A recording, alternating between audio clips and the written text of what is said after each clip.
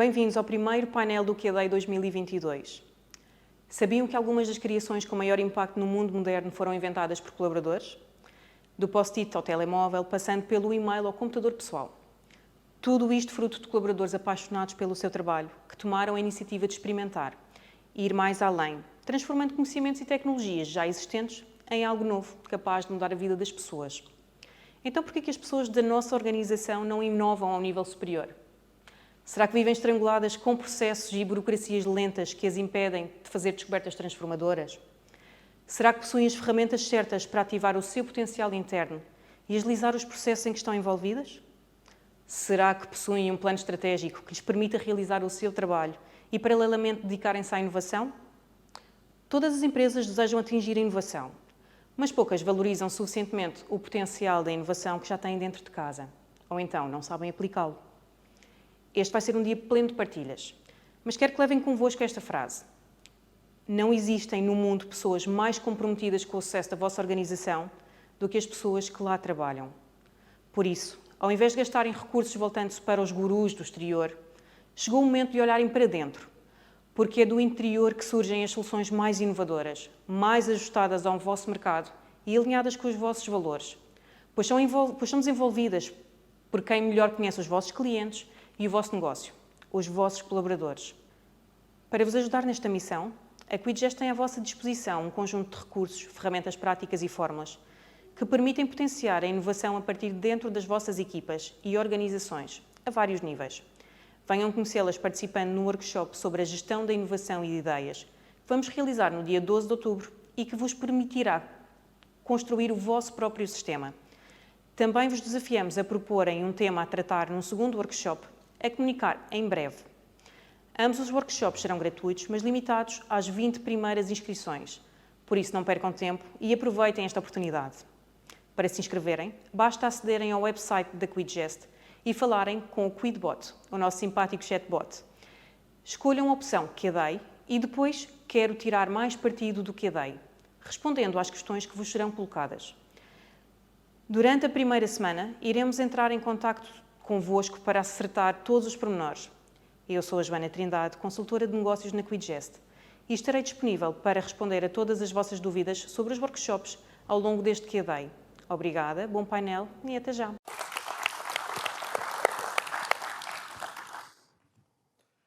Então, bom dia a todas as pessoas que estão aqui neste auditório, que também nos seguem via streaming. Sem mais demoras, passo a apresentar as pessoas que fazem parte deste painel, começando aqui pela minha direita com o José Crespo de Carvalho, que é Presidente da Comissão Executiva do ISCTE. Tem sido responsável por diversas cadeiras ao nível de licenciatura e mestrado e de cursos executivos na área da gestão de operações, supply chain, negociação e também na negociação e gestão de contratos. Além da carreira docente, tem sido ao longo dos anos diretor e administrador de empresas nacionais e multinacionais. Miguel Amado, Partner Consulting na EY, com mais de 24 anos de experiência em projetos de transformação, começou a carreira na EY, que complementou com uma carreira internacional que incluiu mais de 8 países. Fala 5 línguas, toca 4 instrumentos, características que entende serem facilitadoras ao processo de inovação. António Guedes de Amorim é Partner e Sales Director da Quidgest, foi coordenador da área de sistemas de gestão de recursos humanos e entre 2009 e 2018 foi Sales Director em Timor-Leste. Neste período e neste país destaca 2 projetos, o dos combatentes de libertação nacional e o da gestão de funcionários públicos. O Sr. Presidente da Câmara Municipal de Mafra, Hélder Sousa Silva, foi deputado na Assembleia da República durante a 12ª legislatura e tem uma vasta experiência profissional enquanto Diretor de Serviços Técnicos do Serviço Nacional de Bombeiros e Proteção Civil, oficial do Exército e docente universitário. No Brasil, temos Glória Guimarães, Presidente do AIU Group, que iniciou a sua carreira no Banco do Brasil na área de tecnologia, gestora e diretora de TI. É reconhecida em vários setores: inovação, gestão, clientes, compliance e planeamento estratégico. Sem mais demoras, peço ao Presidente da Câmara Municipal de Mafra, Hélder Sousa Silva, para fazer a sua apresentação.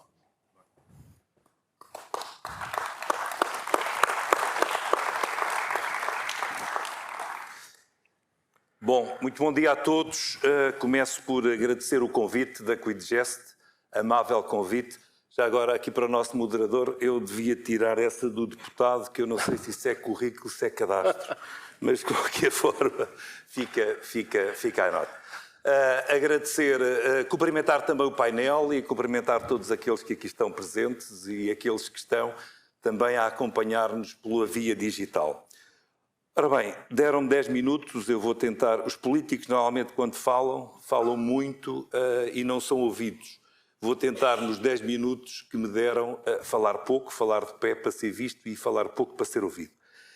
Trago-vos aqui um caso concreto, porque eu também gosto de falar de casos concretos, e começarei, porque não está ali apresentado, com uma pergunta que foi o desafio que nós nos lançamos em Mafra. E que desafio foi esse?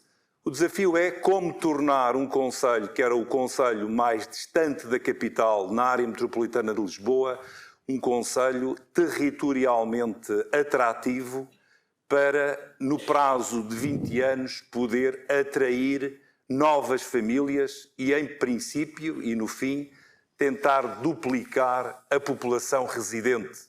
Porque um concelho ou um território é tanto mais valioso quanto mais gente o habitar. E é nessa perspectiva, aliás, se virem a dicotomia entre o interior e o litoral, os concelhos do interior lutam diariamente para ter gente a ocupar o território. E é uma questão de presença no território, leva à importância, relevância, não só do ponto de vista físico, mas também do ponto de vista também, se quisermos, em termos de arrecadação de receitas, porque a distribuição de receitas do Orçamento do Estado é feita também por via do número de habitantes que existem no território. E por isso mesmo, o desafio hoje que eu vos trago aqui é como transformar um território num prazo de 2 décadas e conseguir duplicar a população. Essa aposta podia ter sido outra, e outros meus colegas terão feito noutras áreas. Nós apostamos na educação e na cultura. Pela educação é que vamos, pela cultura é que fomos, e de alguma forma é esse caso concreto que vos trago aqui. Como é que fazemos uma transformação, quer física, quer digital, dentro da área da educação. E nesse sentido, um contexto em termos globais, eu até começaria pela figura do lado direito. Desde 2001 até 2021 fizemos o seguinte: transformamos 75 escolas em 75 pequenas e médias escolas em 25 grandes escolas, que é isso que aí está no slide do lado direito, que corresponde à modernização e concentração do parque escolar. E isto levou, já vos vou dizer como, a que a população entre 2001 e 2011, a primeira década dos primeiros censos, Mafra tenha sido o município que mais cresceu a nível nacional, 40%. É um número brutal, mas é um número real. Passamos de cerca de 50 mil para 60 e tal, quase 70 mil. E nos censos 2011-2021, que terminaram recentemente, fomos o segundo a nível nacional que mais crescemos, mas na área metropolitana, novamente o que mais cresceu, com 12,8, estando neste momento próximo dos 90 mil oficial, mas oficioso estamos próximo dos 100 mil. Quer dizer que entre 2001 e 2021-22 passamos de 50 mil para 100 mil. Assim o número redondo, que é o que está no terreno neste momento. Com grande prevalência, como ali está também, de população jovem, porque toda a gente diz que os jovens são o futuro, e naturalmente são mesmo, porque 35%, quer dizer que 35 mil habitantes do meu território hoje têm menos do que 30 anos. E isso aconteceu exatamente numa primeira fase pela modernização do parque escolar. Tem do lado esquerdo o antes e do lado direito o depois.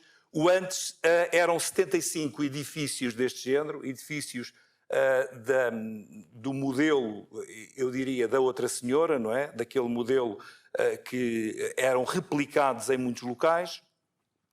Uma escola de 4 paredes, uma escola com um quadro de ardósia, uma escola com meia dúzia de cadeiras, ou as cadeiras que eram necessárias, e com um pequeno logradouro. O antes.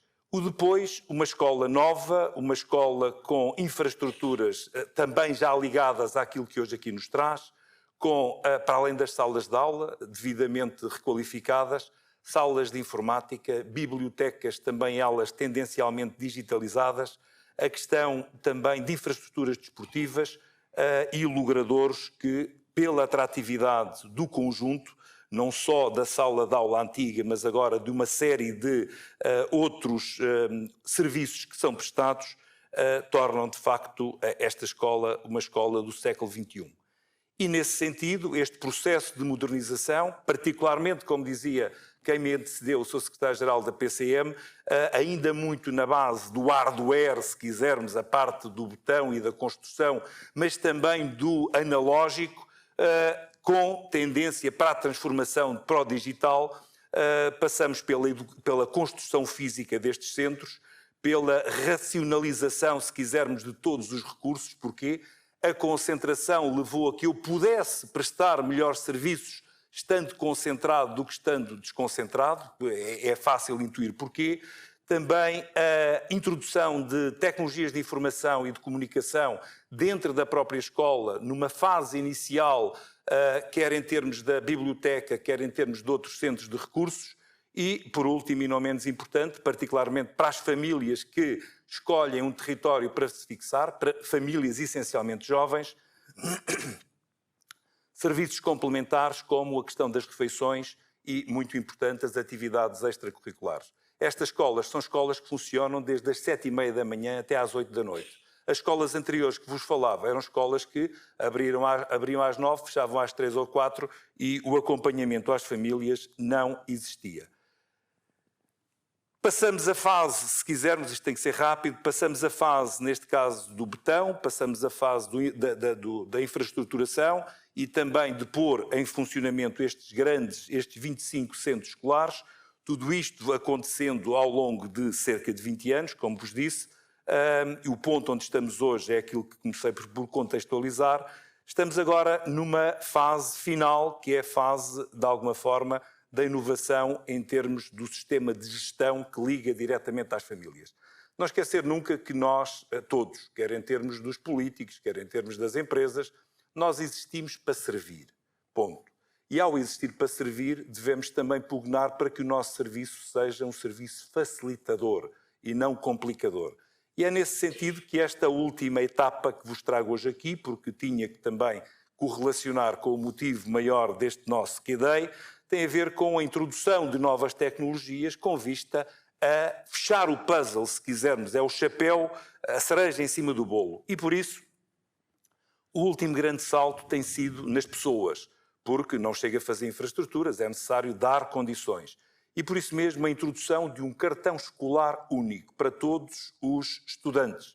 Vão ver à frente que são cerca de 11 mil que têm cartão, porque começa a partir do primeiro ciclo. Mas há os estudantes, cerca de mais 3 mil e tal, que estão no JI, que ainda pela idade que têm outro modelo que liga diretamente à plataforma, mas que não tem ainda fisicamente o cartão estudante. Portanto, cartão estudante é desde a primeira classe antiga, como era a minha e de alguns presentes, até ao 12º ano.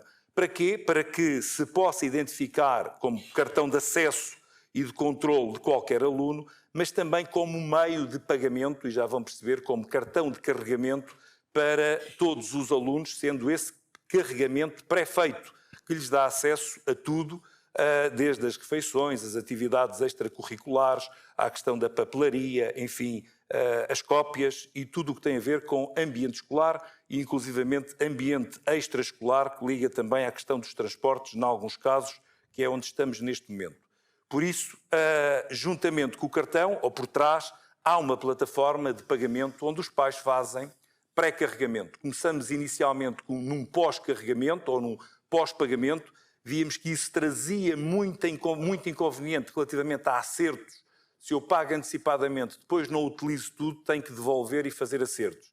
Neste caso, se quisermos no pré-carregamento, é o pagamento pelo uso e só fará um acerto no final quando o aluno sair, neste caso, dos vários ciclos da escola, porque fica sempre com o valor retido dentro do seu cartão e da sua conta pessoal. Por isso, há de facto aqui assim uma possibilidade também dos pais fazerem, a partir de casa, pelo menos para os mais pequenos, por exemplo, a marcação das refeições. Marca nos dias que vem, não marca nos dias que não vem. Há uma visita de estudo, o pai ou a mãe, o encarregado da educação, autoriza à distância E tudo isso é, de facto, uma introdução, se quisermos, neste caso, de uma aplicação altamente facilitadora. A forma de pagamento são variadas, como hoje estão disponíveis para todos os sistemas, MBWay, ATM, PayShop, etc. E o pai, ou mãe, ou encarregado de educação tem um controle permanente sobre os gastos do seu educando. Enfim, os benefícios desta transformação digital são simples e intuitivos de se alcançarem. Primeiro é a dispensa da deslocação de qualquer encarregado de educação aos serviços escolares, coisa que acontecia no passado, mesmo no início do processo, depois das construções físicas. Também a questão da ativação, anualmente recebem uma senha e registam-se no sistema. Também a questão da segurança, quer a segurança em termos dos dados, quer a segurança em termos financeiros. Não há miúdos com dinheiro no bolso, que poderia inclusivamente levar a outro tipo de gastos e outro tipo de desvio relativamente ao valor. E, naturalmente, a possibilidade também, se há um aluno que sai do concelho e que vai para outro concelho, há o reembolso imediato relativamente às contas à conta dos encarregados de educação. Portanto, termino estes 10 minutos, que penso que não devo ter ultrapassado muito, o nosso moderador melhor saberá, dizendo o seguinte: esta aposta na educação foi uma aposta altamente ganhadora.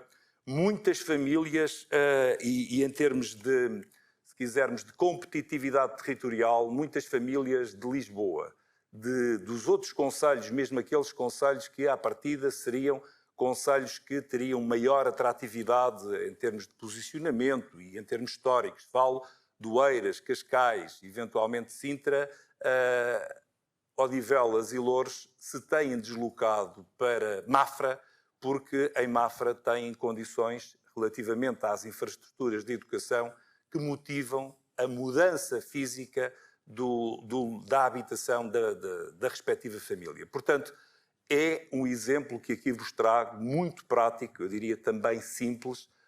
Não é barato, posso-vos dizer que o investimento que nós fizemos durante estes 20 anos é um investimento de cerca de 75 milhões de euros no parque escolar, e a semana passada, na reunião que tive com o Ministro da Educação, já lhe levei um adicional para dividirmos porque o ensino básico e JI cabe à Câmara, o secundário e também o 2.3, o ZB 2.3, cabem ao Ministério, e por isso mesmo temos também já planeado a ampliação para mais 100 salas de aula a acontecer nos próximos 3 anos, porque tenho tudo cheio. Eu tenho um mal tanto o mal, que é um bom mal, que é ter neste momento o nosso parque escolar, que foi construído nestes anos, completamente a arrebentar para as costuras, porque Mafra continua a ser um concelho altamente atrativo para viver, essencialmente pelas novas famílias que o escolhem, porque as condições no que diz respeito à educação são aquelas que partilhei convosco. Muito obrigado a todos.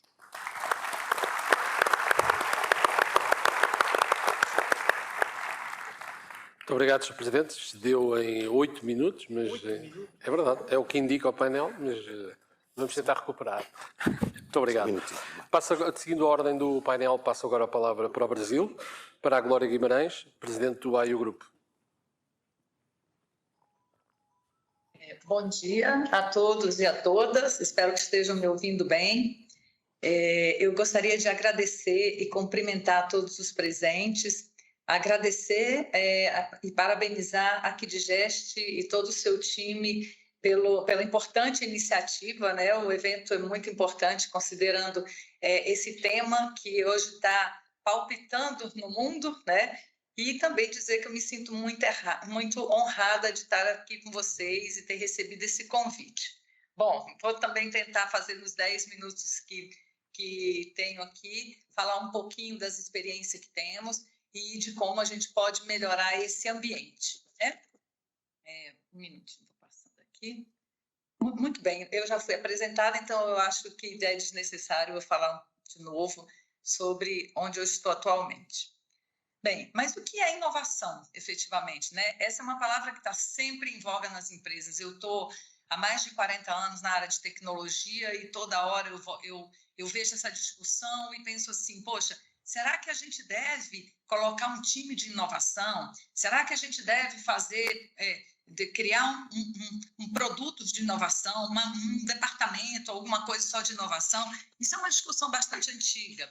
Mas, ao longo desse aprendizado, eu tenho visto que inovação, ela está no DNA, ela está na forma de você fazer as coisas, né? Muitas vezes você tem uma coisa que está funcionando de forma antiga e que já não atende mais as demandas do seu cliente, do seu cidadão, e você precisa fazer uma alteração, você precisa pensar em agregar valor àquilo que você vem fazendo, né? Então, inovação é um conceito de ou criar coisas novas, ou criar produtos, ou criar métodos, ou criar serviços, mas, enfim, é um conceito? Não, é uma ação, né? E uma ação significa que é também agregar valor àquilo que já existe. Ou seja, eu vou fazer a mesma coisa de uma forma diferente. Como é que é isso? Bom, eu fazia aquilo de forma manual, agora eu vou fazer de forma automatizada.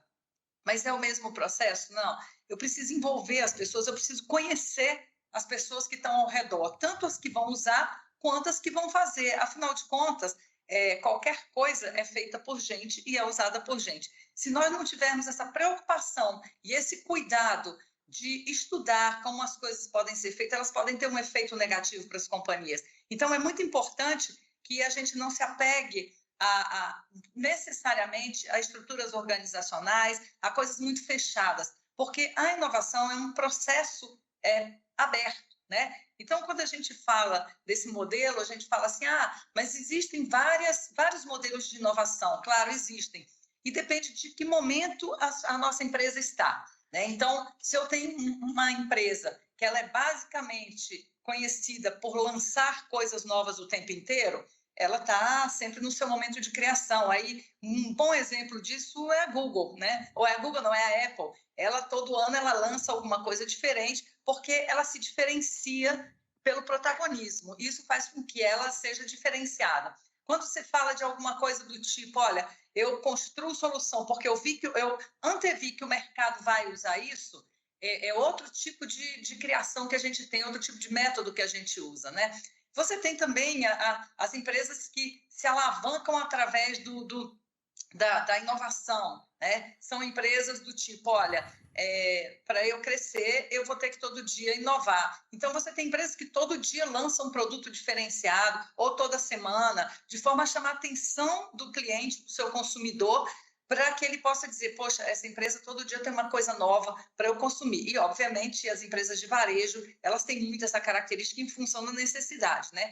E aí, no fim, a gente vai chegar à conclusão, né? Vou falar de mais um pouquinho, tem a expansionista que quer crescer e ir para outros territórios. Quando ela vai para outros territórios, ela acaba tendo que ir com coisas novas, porque tem que estudar aquele território, entender o que funciona lá, e produto novo ou serviço novo para poder ser agregado a esse mercado. Tem também aqueles que se defendem, né? Aí eu gosto de dar o exemplo dos bancos grandes, eles sempre estão correndo atrás, porque eles têm que se defender, senão eles não sobrevivem, e acabam também, muitas vezes, fazendo M&A com startups, trazendo startups, comprando startups, de forma que essa inovação seja aderente aos seus modelos, né? Mas tudo isso depende da cultura, né, que nós estamos criando dentro das companhias, e esse é um aspecto muito importante, né, da cultura do mundo, né? E, por fim, a gente tem também os rápidos seguidores. Aqui eu gosto de dar um exemplo muito grande, né? A necessidade faz você inovar. Eu fui presidente do SERPRO, a maior empresa de tecnologia do Brasil, né, da América Latina, e ela era uma empresa quebrada, com problemas seríssimos, e nós tínhamos só uma opção, ou inovar, né? Não tínhamos outra coisa para fazer, e nós estávamos sentados num universo muito grande que são os dados. Então, nesse aspecto, o que ocorreu? Nós tivemos aí a oportunidade de trabalhar com inovação e fazer o empreendedorismo externo, como algum dos nossos oradores aqui já falou. Nós estimulamos o empreendedorismo externo de forma que nós criamos produtos e serviços diferenciados em cima de 5% do nosso retorno do capital foram advindos desses novos produtos e serviços, e não mais só do governo, que era 90%, ou que era 95% da companhia. Então, inovar faz a diferença. Se você não inova, você corre o risco de morrer, né? E que é uma coisa assim bastante comum. Então, aqui eu vou falar um pouquinho dessa cadeia de valor, que é uma cadeia de valor convencional, né, do setor de mídias e entretenimento.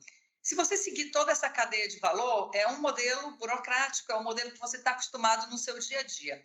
E eu adoro falar de quem gosta de quebrar um pouco esses valores e fazer diferente. E esse é o case da Netflix, né?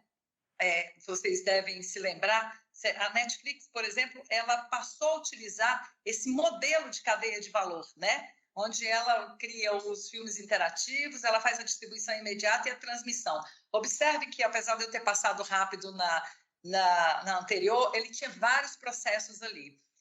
Observe o que aconteceu, tanto por conta da pandemia, como por conta dos novos modelos da nossa cabeça, o que vem acontecendo com a gente, com os seres humanos, a gente mudou o jeito de fazer as coisas. Antes a gente ia ao cinema, só tinha o cinema. Depois apareceram as locadoras e a gente ia para as locadoras buscar os nossos vídeos, botar em casa, chegava em casa, alugava, botava, assistia o filme, devolvia.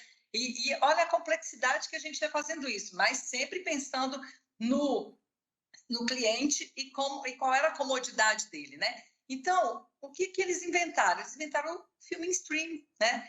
E agora, em função da pandemia, houve uma inovação assim elevadíssima por conta de novas tecnologias que foram aparecendo, facilitando, e com isso a gente conseguiu agora que ser reconhecido. Quer dizer, quando você entra no Netflix, por exemplo, ele sabe quem é a Glória, quem é o marido da Glória, quem é o filho da Glória, e ele sabe que filme que eu gosto, que filme que meu marido gosta, que filme que meus filhos gostam. Enfim, e ele consegue já te fazer oferta. Olha, Glória, chegou o filme tal, deve ser seu estilo, você gosta desse tipo de série. Então, você veja que é uma forma de chegar ao cliente para próximo dessa companhia. E, com isso, ela pode vender novos produtos e serviços, quer dizer, agregar valor ao que já existe, né? Aí a gente pergunta assim, existe fórmula mágica para fazer isso? Não. Existe fórmula mágica, né? Existem metodologias, processos que te ajudam a fazer isso. Agora, a fórmula mágica é conhecer o seu cliente, conhecer as pessoas e conhecer o seu capital humano, porque a cultura da inovação, ela está no capital humano das companhias. Como a gente tem tendência dentro das companhias a ser bastante econômico em algumas coisas e a gente não divulga isso adequadamente, acaba que a gente perde a oportunidade, muitas vezes, de trazer inovação, né? Então, eu sempre falo que o benefício ele pode ser muito bom, porque você pode ser o protagonista, e quando você é o protagonista, você sai na frente, né? Agora também tem o risco de não dar certo, né? E quando não dá certo, você tem as perdas e as companhias não estão dispostas a perder. Aí, quando eu falo, um equilíbrio entre o custo financeiro e um equilíbrio entre o risco que eu quero correr para poder inovar. Porque inovar significa criar que pode dar certo, mas que também pode não dar certo. Eu tive uma experiência muito interessante no Google, acho que foi até a Luísa Baltazar que nos levou lá, à época que eu estava nos Correios, e eles têm um processo de criação muito interessante. O processo de criação deles é o seguinte, eles vão para uma sala, eles dizem, soltam um desafio e depois eles dão um tempo. Depois eles vão para uma outra sala grande para cada um mostrar seus desafios. E a partir dali, eles escolhem desafios que devem ir imediatamente para a rua para fazerem teste com os clientes. Alguns, lógico, são desabilitados e outros vão à frente. Os que vão à frente certamente cobrem os custos ou não daqueles que foram desabilitados. De toda forma, está na cultura deles fazer isso. Então, é muito importante entender isso e, com isso, eles não se incomodam naquele momento de perder para depois ganhar mais na frente. E isso é tanto provado que a Google hoje é uma das maiores companhias e a gente percebe que no DNA dela também tem esse modelo de criação bastante forte, né? Então, eu gosto de falar que não existe forma liberdade mágica, mas apenas liberdade, criatividade e apetite ao risco. Você precisa ter algum apetite ao risco para poder sair do lugar comum e trazer coisas novas, né? Já falei do caso do Google. E sempre que há um problema, a oportunidade de solução pode ser inovadora? Pode, sim. A gente tem um caso aqui muito interessante, que a gente percebeu que o cidadão estava em risco por conta da violência, vocês conhecem bem a nossa realidade, e o que aconteceu? A gente acabou que desenvolveu aqui soluções que, quando o cidadão está com algum problema, ele imediatamente aperta um botão e já liga direto para a polícia que estiver mais próxima dele, e com isso ele se sente protegido e a polícia chega imediatamente para algum caso urgente, caso haja. Então, assim, tem sempre possibilidade naquilo que você faz de fazer diferente e entregar uma inovação. Bom, aí aqui eu vou falar um pouquinho desse mapa de tecnologia que foi feito através de um estudo onde fala que onde mostra que o vácuo entre a mudança exponencial da tecnologia e a mudança nas companhias. Obviamente que a gente já falou aqui da cultura, de ter que mudar, o que a gente tem que mudar dentro das companhias para poder estimular essa adesão às novas tecnologias, que, portanto, podem trazer diferenciais de inovação para suas companhias e automaticamente evitar que elas morram ou evitar que elas fiquem antiquadas e ninguém queira mais usar, não é? Bom, nesse aspecto, a gente vê claramente aqui que tem um conservadorismo, né, das empresas, e aí esse conservadorismo tem a ver um pouco com aquele aspecto que eu já coloquei, de que os custos podem inviabilizar, né? Então, além de ter que fazer uma mudança no capital humano, de cultura, de conceito em relação à inovação, que é muito importante para garantir a continuidade, é importante também fazer um equilíbrio entre o que eu posso pagar, o que eu posso investir para poder garantir que esta inovação vai me trazer um retorno satisfatório de forma que eu consiga sobreviver. Então, a gente vive num mundo que está muito rápido. A pandemia fez com que a tecnologia descolasse das companhias nesse modelo de criatividade. Então, eu acredito que a tendência aqui é a gente fazer um trabalho dentro das companhias de forma a reajustar o que a tecnologia vem fazendo às nossas necessidades e aos nossos processos e serviços. Por fim, uma relação entre o crescimento dos países, né, em relação ao aumento do PIB, né, por conta do aumento da sua renda, por conta de inovação. Eu tive um probleminha aqui no meu quadro e ele não trouxe a legenda, mas eu vou falar e acho que vai ficar claro. Essa bola azul mais forte aqui, a bola azul um pouco mais clara, né? Ela assim, são os líderes de inovação. Vocês observem que os líderes estão lá em cima, juntamente com o PIB um pouco mais elevado. Quer dizer, quanto mais se inova, a relação é muito maior com o retorno para o capital, né? Os verdes são os acima do esperado, né? E o cinza são os que estão no esperado, no nível esperado, quer dizer, ano passado fizeram igual, esse ano fizeram a mesma coisa. Isso aqui é uma análise de 3 anos, tá? E os que estão com o azul mais escurinho são os que estão abaixo do esperado. Então, a gente percebe claramente aqui pelo quadro que quem está acima do esperado e quem é the best innovation, a capacidade de gerar mais riqueza para o país é muito maior, né? No caso do Brasil, houve uma melhora entre 2019 e 2021, performando acima da média em inovação, com destaque aqui para a gente, para a sofisticação dos negócios, né? E o desempenho mais fraco nas instituições. Certamente, esse número tem a ver com o movimento que houve da pandemia, onde houve uma certa fuga de capital externo, né? Onde a gente teve que investir mais internamente para poder garantir esse aumento. Ao mesmo tempo, houve também um estímulo maior para que isso ocorresse, né? Então, o investimento privado, ele acabou trazendo um pouco mais, em privado interno, trouxe um pouco mais de inovação, o que reflete aqui a sofisticação dos negócios, a melhoria e a sofisticação dos negócios. E a gente sabe também que o Brasil, principalmente a área de banking, a área de financial service e a área de governo investem bastante em algumas tecnologias e a gente cresceu bastante nesse movimento, né? Então, era isso que eu tinha para contribuir com o evento. Eu espero ter cumprido o tempo, talvez falado um pouco rápido em função do tempo.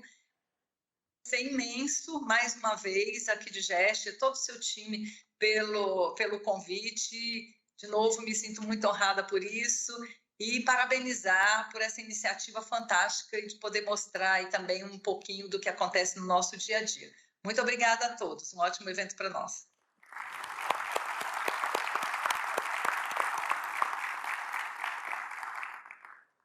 Muito obrigado, Glória. Vamos passar ao Miguel Amado, lançando-lhe o desafio de cumprir o tempo. Antes de mais, bom dia a todos. Muito obrigado pelo convite, João Paulo e Cristina, e vou tentar até ser mais breve. Aliás, normalmente é o que nós consultores se nos põe todos os dias a este tipo de desafios. E gostava talvez de fazer aqui um paralelo com o que disse o mestre David, mas que tem muito a ver também com aquilo que eu gostava de falar, de partilhar aqui convosco. E tem a ver exatamente com as pessoas e com a Caixa. E a primeira mensagem é: não nos equivoquemos, não são as organizações que inovam, são as pessoas. Ok? E para isso é preciso aqui duas forças de equilíbrio. Uma força que é a motivação, é preciso dar espaço, é preciso motivar as pessoas para que inovem, mas também, por outro lado, e porque estamos a falar de organizações, porque estamos a falar de compromissos que essas organizações têm, seja com acionistas, seja com cidadãos, temos que também ter essa outra força, que é conseguir mostrar o que é a Caixa. Portanto, quais é que são os limites onde também nós nos movimentamos. E aqui talvez a primeira grande pergunta que nos pomos quando falamos em inovação. Estamos a inovar com propósito ou estamos apenas a inovar por inovar? Porque nos é imposto, porque fica bem, porque está na moda.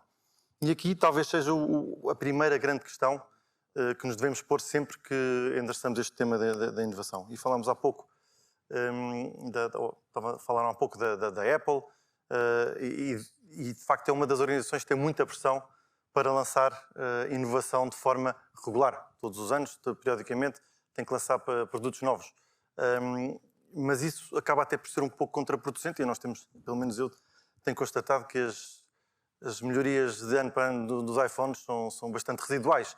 Aquela inovação que apareceu com o surgimento do iPhone não voltou a acontecer desde então. Portanto, eu acho que aqui a primeira mensagem é o evitar o teatro da inovação. Não inovar só para mostrar resultados ou por pressão, e também inovar no tempo certo. Não precisamos, nem podemos impor prazos à inovação, porque temos que reportar resultados periodicamente, porque temos que responder ao escrutínio popular dos ciclos democráticos. Não pode haver imposições temporais à inovação. E, portanto, o evitar o teatro da inovação é exatamente isto, é não prender a inovação aos fatores errados. Depois, como ligar as pessoas à Caixa? E aqui falar muito rapidamente, primeiro, este equilíbrio muito difícil de estabelecer, mas que tem que ser a organização a estabelecer. Era extremamente complicado, e quem trabalha em organizações, como todos nós sabe, se de repente toda a gente inovasse naquilo que faz no dia-a-dia. As organizações, aliás, como a própria palavra indica, precisam de uma estrutura, precisam de uma abordagem sistémica àquilo que fazem e que operam. Portanto, se toda a gente fosse inovar diariamente, as organizações desapareciam num instante. Portanto, há aqui um equilíbrio muito importante de estabelecer, e que tipicamente acaba por se refletir nos orçamentos que se põem em investigação e desenvolvimento, mas também no risco que as próprias empresas e organizações estão dispostas a correr. Depois, a questão da autonomia das unidades de inovação. Aí liga-me um pouco com aquilo que eu disse ainda agora, de não podemos ter toda a gente a inovar a todo momento. Seria catastrófico para uma organização.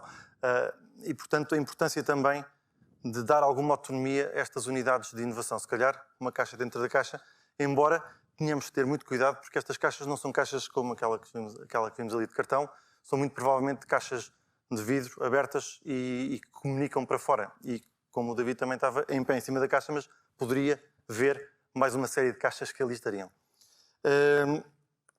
Depois, escolher os parceiros certos. Hoje em dia é extremamente importante o trabalharmos de forma colaborativa. Eu acho que o século XXI apresenta-se como o século da colaboração. Já não é o segredo do negócio, já não é ter segredos.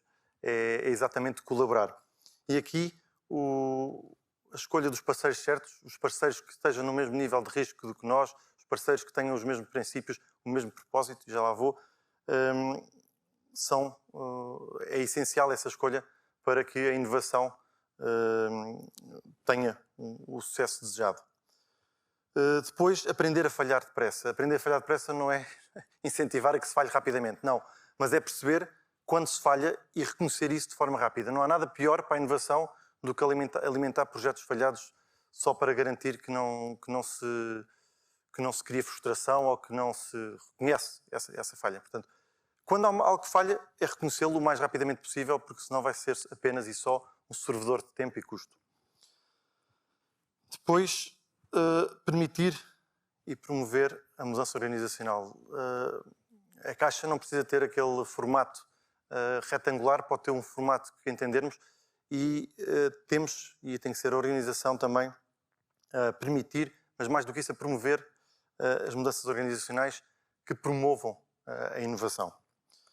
Vou saltar este, que tenho pouco a dizer, mas depois, como é que isto se materializa? E aqui temos dois polos, ou dois pontos críticos para que tudo isto possa acontecer. Primeiro, a liderança, e nada acontece se não houver uma liderança que tenha abertura para vir novas ideias e que tenha capacidade de encaixe dos impactos que a inovação tem.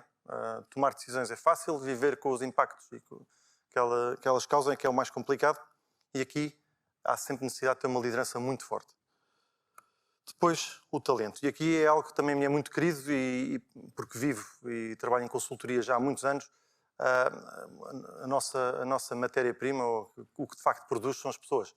E o talento é o principal contributo para a inovação. A inteligência artificial poderá ter alguns contributos, mas a verdadeira inovação vem da criatividade das pessoas, e aqui a diversidade tem um papel crítico. E quando falamos de diversidade, estamos a falar de diversidade de vivências, diversidade de pontos de vista, diversidade de backgrounds académicos, da maneira como se olha para o mundo. E eu hoje em dia vejo isso numa organização como a UI, onde tenho o prazer de trabalhar, que é o reconhecer que precisamos de ter o maior número de pessoas e de pontos de vista diferentes para conseguir ter soluções inovadoras para os nossos clientes. E aqui tenho só aqui um pequeno à parte, e deixo-vos aqui também com esse pensamento.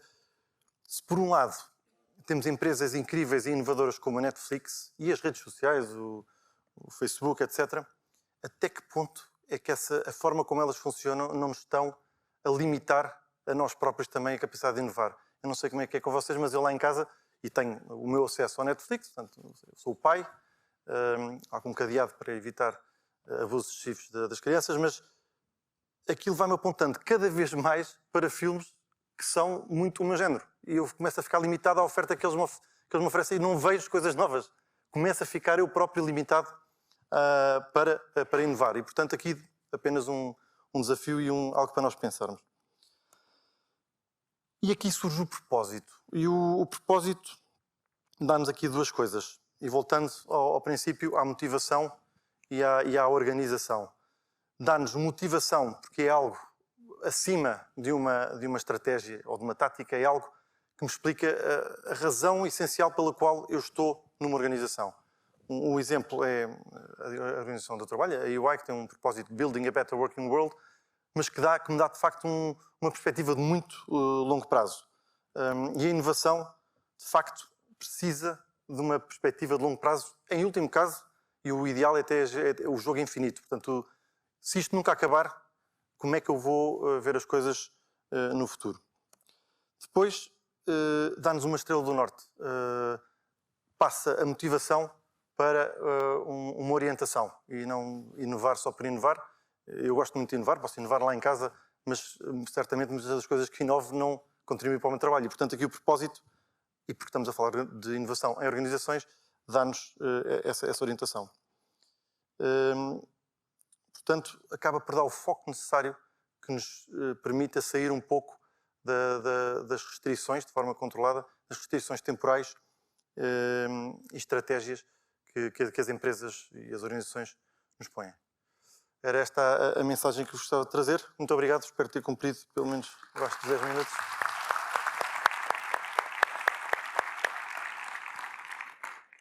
Muito obrigado, cumpriu, sim senhora, o tempo. Ficamos a 4 segundos dos 10 minutos, excelente. Crespo Carvalho, convido agora a fazer a sua apresentação, por favor. Bom dia a todos. Prefiro falar livre de palcos. Isto é defeito de professor universitário, seguramente. O que é que eu tenho para vos apresentar?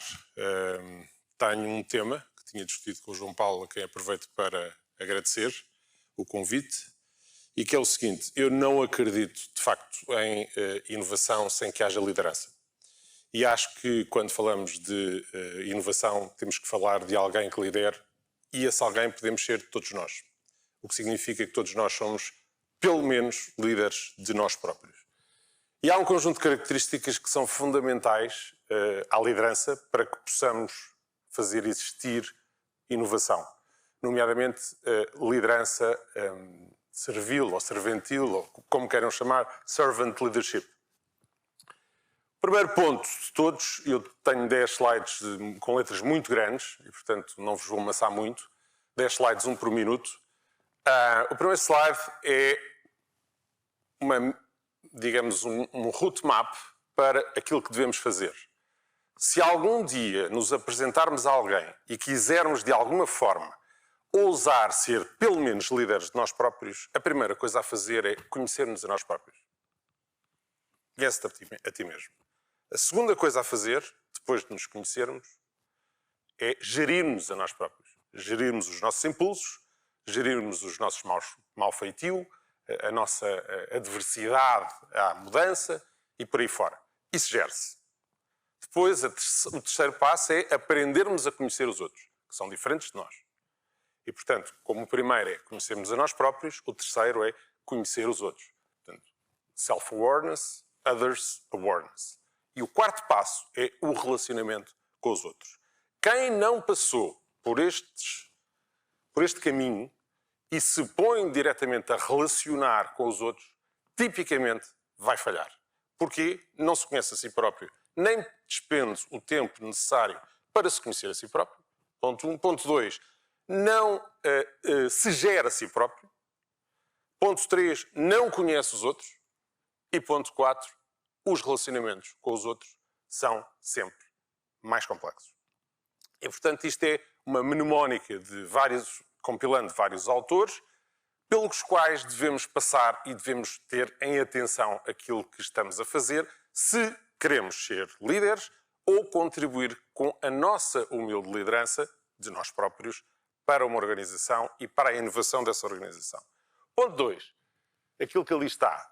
A versão de nós próprios. Isto parece um lugar comum, e muitas vezes é, mas a tentativa que nós fazemos muitas vezes de imitar quem achamos melhor do que nós, ou de plastificar quem achamos que de alguma forma representa um certo ethos interessante, não é uma boa ideia.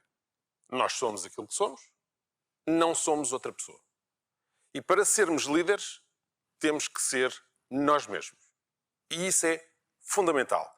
Quando nós nos pomos a sair de nós mesmos, do melhor de nós mesmos para fora, certamente o que vai acontecer é uma plastificação, uma imitação absolutamente desnecessária.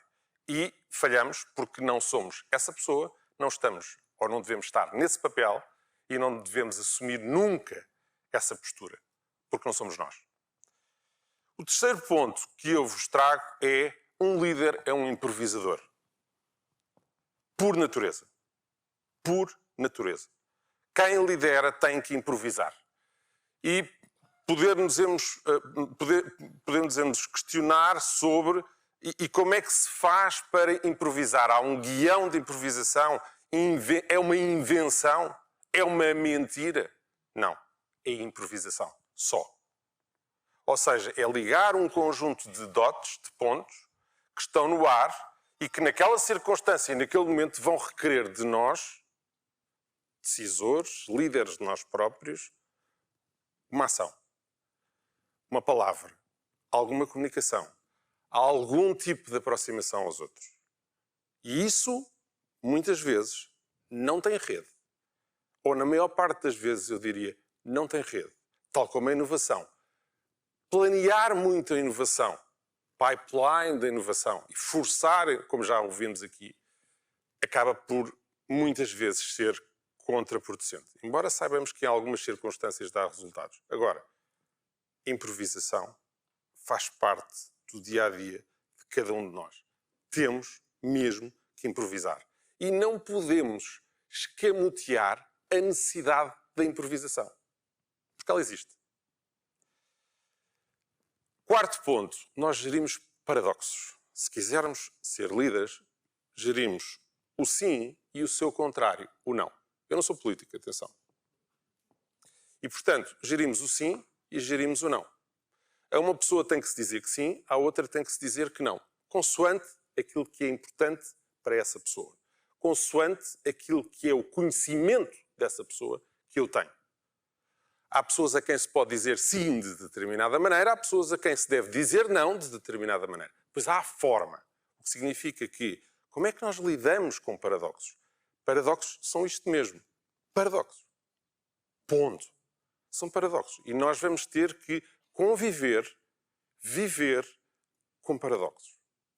Se queremos, de alguma forma, aspirar a liderarmos a nós próprios e a liderarmos outros, vamos ter que conviver com isto. E vamos ter que os explicar. E é na explicação que reside, no fundo, a desconstrução do paradoxo e a aplicação de diferentes respostas a diferentes pessoas. Porque nós somos, de facto, pessoas diferentes. Em personalidade, em forma, em comportamentos, etc. Quinto ponto. Um líder é um decisor, quanto mais não seja para si próprio. Tem que decidir. Dói, mas temos que decidir. E não podemos perder muito tempo a decidir. Analisar não sei quantas coisas para tomar uma decisão pode ser interessante, mas muitas vezes é penoso. O que significa que estou muito de acordo com a frase feita, também mais um lugar comum, que mais vale uma má decisão rápida do que uma boa decisão que demora anos a aparecer. E ou que não aparece. E, portanto, o decisor é, de certa forma, ou deve ser, de certa forma, capaz, o líder deve ser capaz de decidir e de assumir, se falhou, como já aqui foi dito, falhar rápido e passar à frente. Sexto ponto. Há uma coisa que se chama, na falha como na vitória, assumir a responsabilidade por aquilo que se fez. Se nós quisermos algum dia aspirar a alguma liderança, temos que ser responsáveis. E temos que dar a cara por aqueles que são da nossa equipa ou por aquilo que são as minhas ações. Passar entre os pingos da chuva é uma coisa que, pessoalmente, me custa, por um lado, e acho que toda a gente concordará que não é uma boa coisa.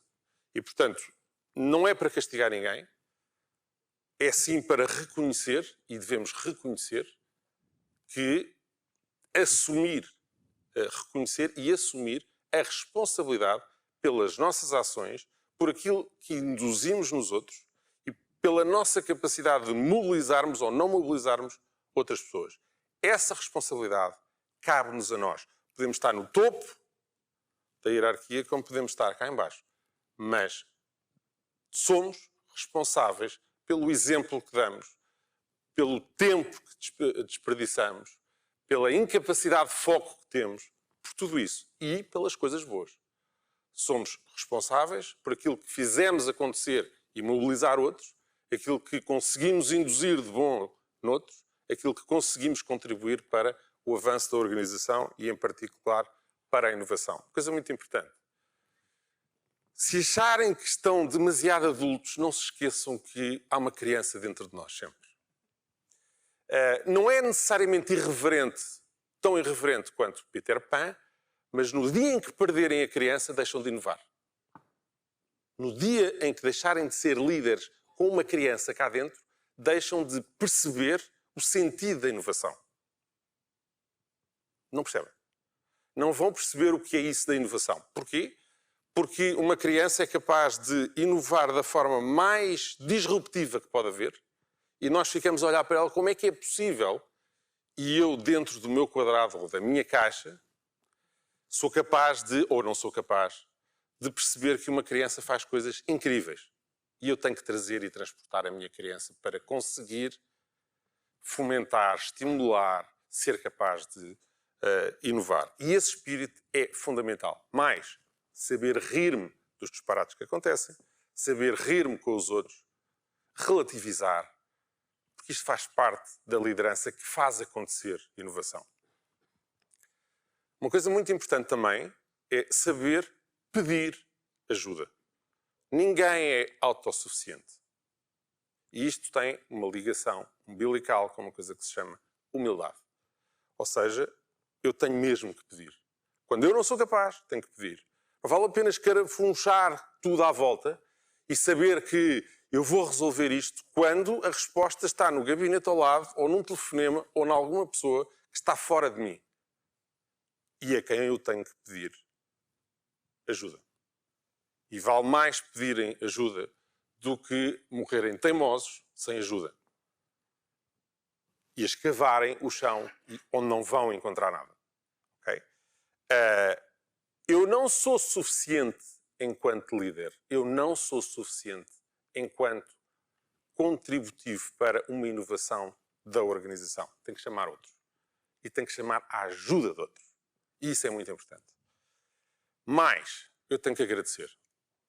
Se um dia eu quiser, desde a fase mais baixa da minha carreira, vamos lhe chamar assim, até à fase mais alta, eu tenho que agradecer a todos aqueles que contribuíram para um resultado.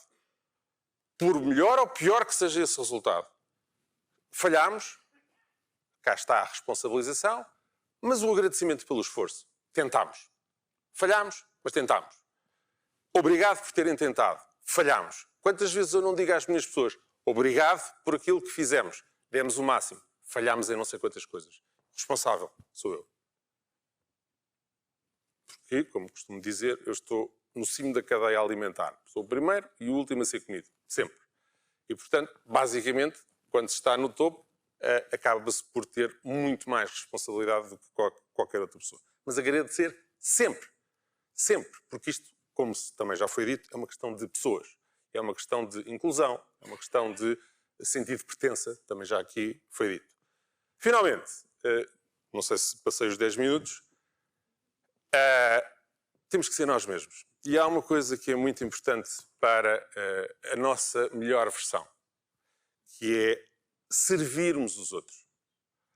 O propósito da liderança de serviço é universal. Nós temos que servir outros. Temos que ser responsáveis, temos que ser capazes, temos que ser capazes de desculpar, de pedir perdão, de agradecer, de tudo isto e de darmos aos outros, porque só assim os outros acreditam que é possível nós conduzirmos a alguma coisa que seja minimamente séria. Só assim os outros acreditarão em nós. E só assim nós seremos nós próprios. Okay? Não é uma questão de educação. É uma questão de valores. É uma questão de princípio. É uma questão de cultura. E isto é muito importante para que haja inovação. E há uma coisa final que eu vos quero dizer. Não leiam livros de autoajuda. No dia em que começarem a ler livros de autoajuda, estão perdidos. Porquê? Porque não ajudam. Obrigado.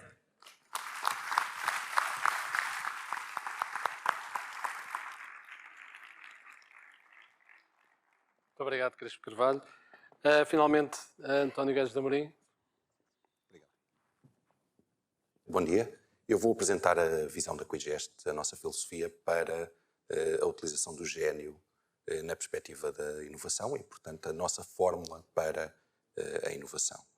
É uma fórmula, literalmente, em que cruzamos o número de iniciativas de IT, mas iniciativas não é uma questão de quantidade, é uma questão também de importância da qualidade e do impacto dessas iniciativas, com o número de campeões digitais que têm as pessoas que têm nas organizações as iniciativas, que têm as ideias e que têm a vontade de as implementar. E isto sobre o tempo de implementação. Portanto, uma perspectiva de redução do tempo de implementação e de concretização destas ideias por parte destes atores. Quem são estas pessoas? São as pessoas do negócio, são as pessoas do conhecimento, são as pessoas que têm as intenções, que têm os objetivos e que precisam destas soluções. São os próprios interessados. Concluiu a Gartner que 41% dos produtores de tecnologia estão nas unidades de negócio. Está, aliás, aqui este estudo da Gartner. Continuando de quem é que estamos a falar, faço aqui o desafio para pensarem nas vossas organizações quem são estas pessoas, quem é que têm nas vossas organizações, que têm o interesse, que têm as ideias, que têm a capacidade para inovar e concretizar de facto essas ideias, essa perspectiva de inovação. Do nosso ponto de vista, desafios a oferecerem a essas pessoas uma semana de formação no Gênio, a nossa plataforma de desenvolvimento, que está no coração da atividade da Quigest, mas para oferecerem a essas pessoas uma semana de formação, para lhes oferecer a capacidade de autonomamente transformarem as suas perspectivas de inovação em soluções de transformação digital. A nossa perspectiva, como já disse, é uma perspectiva de foco no negócio e transformação desse negócio num modelo de gênio. Com isto, retiramos importância à perspectiva da programação, à perspectiva do código, porque o verdadeiro conhecimento está no negócio, está no modelo, está naquilo que um sistema, que um processo deve conseguir e deve fazer, e não nos bits e nos bytes que estão por trás do sistema. Uma vantagem natural e imediata desta perspectiva é o facto de o negócio manter-se atual no modelo e, portanto, não está sujeito à obsolescência por via da evolução tecnológica, não é? Programávamos numa determinada linguagem de programação, passamos para outra e temos que estar sempre a renovar este conhecimento. Não, isto está por trás da perspectiva do modelo, por trás da perspectiva do negócio, que é realmente onde devemos ter o foco. O resultado prático, imediato e mais importante é que conseguimos sempre mais por menos, com menos esforço.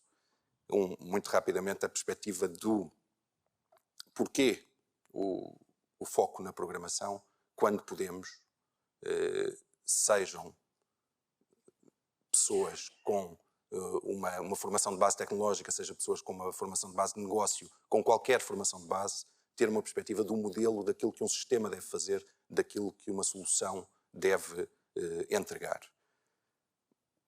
São estas as personas. É muito abrangente, concluindo aquilo que eu estava a dizer relativamente a estes Digital Champions, aos campeões digitais nas organizações, o negócio, os técnicos, qualquer formação de base, qualquer orientação académica e qualquer programador que queira transformar a sua atividade de uma perspectiva puramente de martelar código à frente do computador para uma perspectiva mais abrangente de desenvolver soluções complexas e completas. Vou percorrer uma nota. No meu discurso vou condensar muito aquilo que está nesta apresentação. De qualquer forma, a apresentação estará disponível no final do evento para quem a quiser consultar. As razões que podem levar cada um destes Digital Champions a procurar transformar a sua atividade através do Gênio. E uma conclusão, o que esta perspectiva permite é criar Fusion Teams com diferentes qualificações, diferentes interesses, diferentes visões, que são muito mais... Bem, para já podem ser mais pequenas, mas acima de tudo são muito mais abrangentes na concretização e na idealização das soluções do que grandes equipas que têm apenas o foco na programação, no negócio, nisto ou naquilo. Saindo dos campeões digitais, temos o desafio do tempo, da aceleração, da disponibilização e da concretização dos sistemas. São dados reais daquilo que se encontra no Gênio e das suas consequências na redução drástica do time to market, da concretização. Adicionando ainda esta perspectiva, o facto de permitir sempre um desenvolvimento por via de múltiplas ações paralelas dentro da diversidade presente na criação de soluções. Quanto ao número e impacto das iniciativas para a transformação digital, passamos para uma perspectiva integrada, sem desprimor para o Excel, que é uma ferramenta simpática. Falamos aqui de perspectivas muito mais elevadas e muito mais integradas, que nos permitem chegar muito mais longe, hiperágeis, alinhadas com as filosofias de desenvolvimento de soluções mais atuais, e muito mais imune à rotação, que nós sabemos que é um problema muito atual, muito real e que não se vai embora, à rotação dos recursos, à rotação dos técnicos, à rotação das pessoas nas organizações. Porque o conhecimento que é trazido por estas pessoas é acumulado neste modelo, e este modelo é trabalhado pelo próximo e pelo próximo e pelo próximo que vai surgir. Convidamos depois a consultar as nossas perspectivas para os vetores da transformação digital. Alguns exemplos de iniciativas digitais, são exemplos atuais e frequentes. O legacy, a substituição do legacy continua muito importante, a perspectiva dos digital twins, etc. Finalmente, um apanhado das principais diferenças entre este modelo, que, como disse, é um modelo de modelação que pode ser encarado como extreme low code, porque de facto a programação perde toda a sua importância, sobre as perspectivas de low code que muitos de vós conhecerão. O foco no modelo, o foco na abstração e na inferência, na inteligência artificial e na reutilização do conhecimento que é acumulado nestes modelos.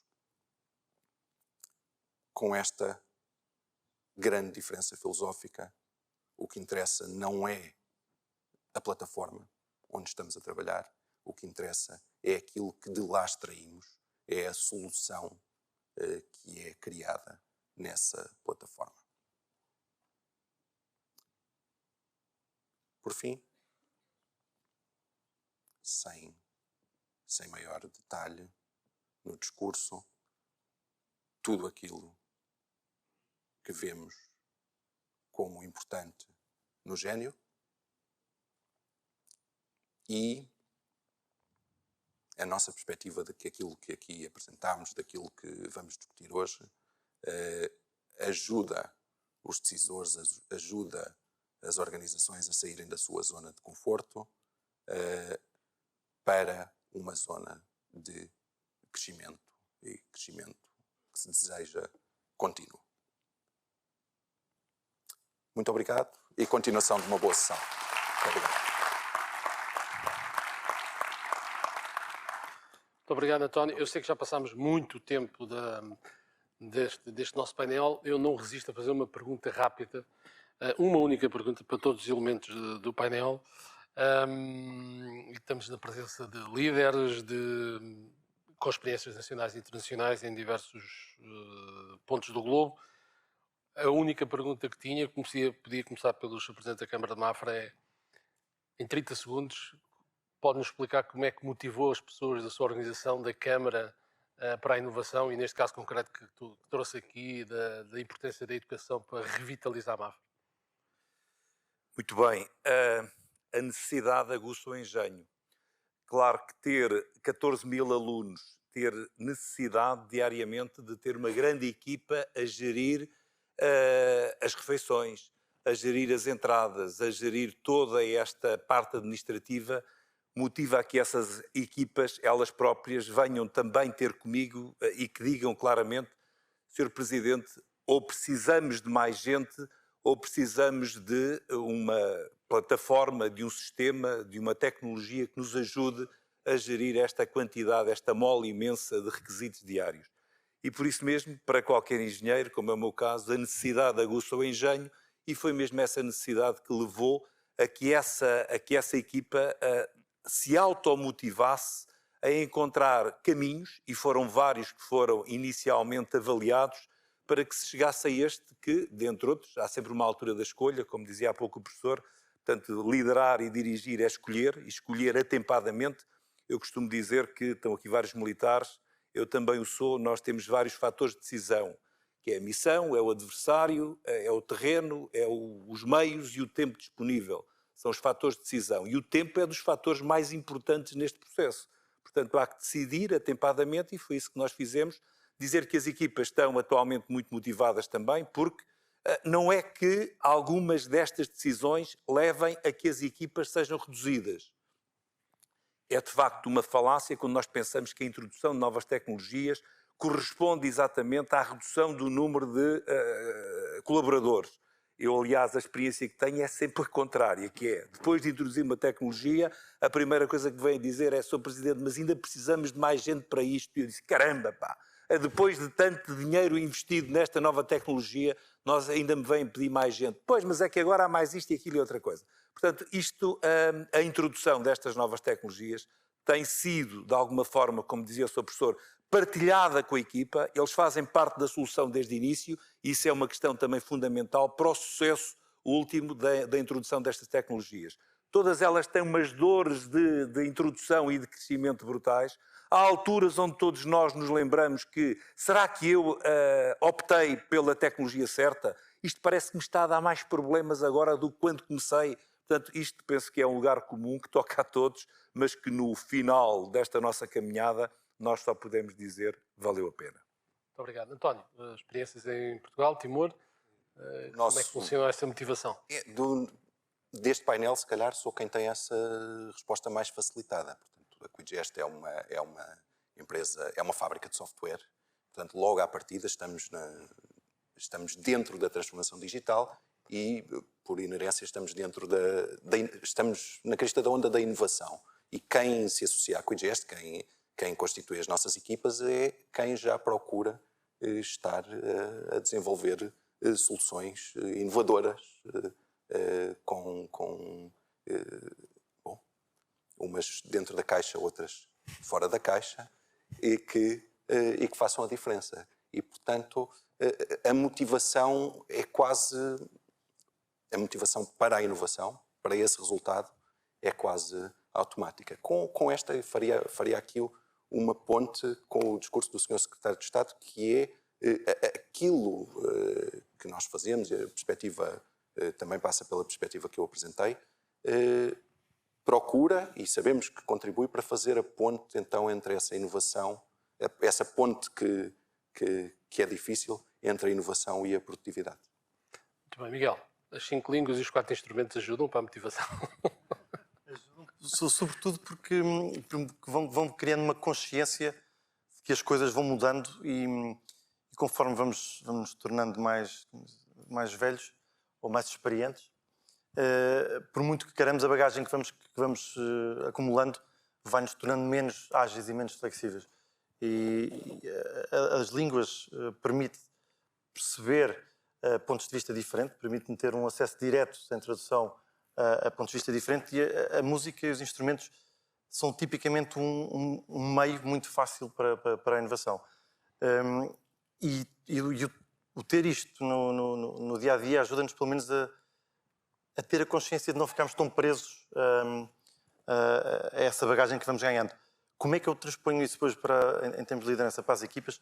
Eu acho que só uma forma, que é o exemplo, o walk the talk, e não só falar das coisas, mas mostrar, por exemplo, é algo que hoje em dia é extremamente complexo, porque exige muito de nós. A proximidade que o digital também nos vai trazendo põe-nos muito mais próximo das frustrações e das ambições das pessoas. Mas eu acho que não há outra forma senão essa proximidade e o exemplo. Muito obrigado. Crespo Carvalho, já percebemos que não é com livros de autoajuda que se motivam?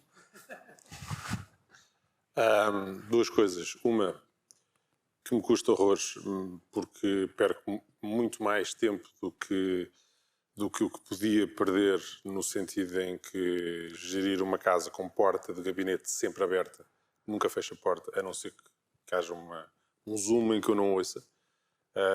Isto é um exemplo e um sinal de que quero acolher todos, e todos entram no meu gabinete sem bater. Ponto 1. Ponto 2. Conhecer cada pessoa como cada pessoa que é. Isto é, almoçar com ele, tomar um café com essa pessoa, perguntar-lhe como é que está a sua vida, para além do trabalho, como é que estão os seus problemas. Portanto, abertura total, acolhimento total. Quando estas duas coisas se conseguem, nós conseguimos resultados fantásticos. Muito bem. Glória, para fechar o debate, em 30 segundos, como eu pedi, como é que motiva os 450 colaboradores do AIO Group? Agora 30 segundos, eu prometo. Hein?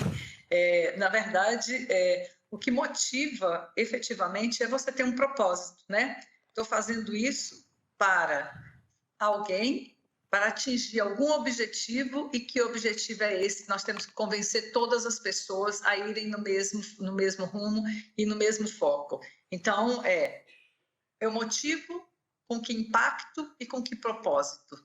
E convencer as pessoas disso, porque é fundamental que todo mundo esteja na mesma página para que isso possa acontecer. É exatamente isso. Muito obrigada. Muito bem. E termina assim este primeiro painel. Agradeço a todos os participantes e à Glória no Brasil e à Quidigest o convite. E até breve. Obrigado.